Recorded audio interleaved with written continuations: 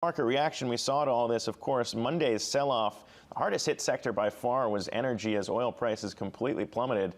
Today we're seeing oil rebound slightly after yesterday's sharp sell-off. The possibility of economic stimulus and Russia signaling that talks with OPEC remain possible seem to be driving that rebound in oil so far. You could see oil up about 9%. It had been up as much as 10% earlier in the session. Joining us on the phone, though, is Canary LLC CEO Dan Eberhart. And Dan, just want to get your take on the whipsaw moves we're seeing in oil. Obviously, people would expect a bounce back, especially if Russia's optimistic that talks could continue here. But how likely is it that we get a quick resolution to the back and forth between Saudi Arabia and Russia?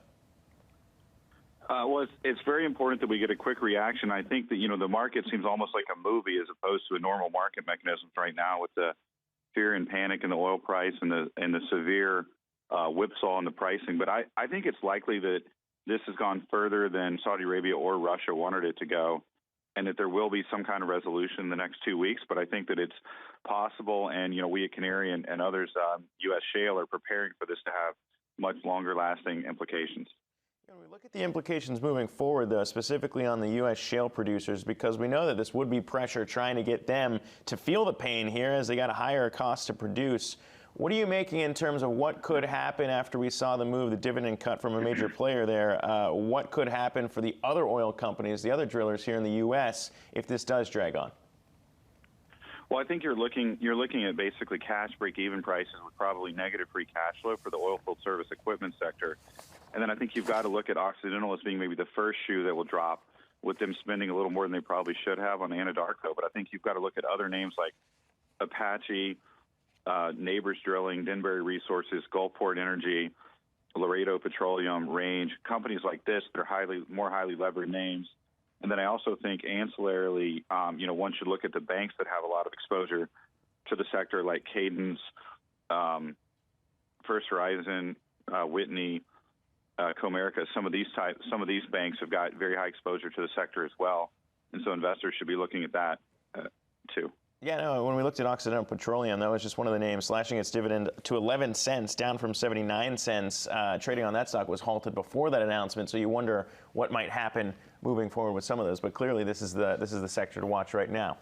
Dan, I'm wondering, because Saudi Arabia is particularly vulnerable, so how much pain could they be facing in the future if your prediction of a resolution in the next 2 weeks doesn't come to fruition, or if Russia does not decide to fall in line with the rest of the group?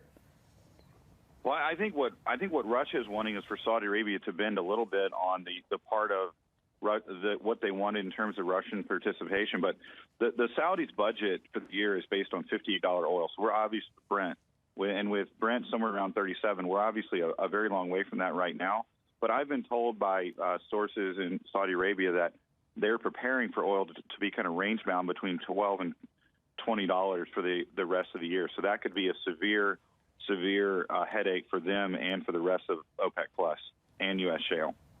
Yeah, Dan, last question to you before we let you go. I know you highlighted some of the other energy names to be watchful of here, but even Occidental, when we look at their debt load, I mean, they were pretty high levered there when we look at kind of what they had on their sheets. When you look at some of the other names, and even the banks you're talking about, Bank 7 lost over 25% of their value yesterday.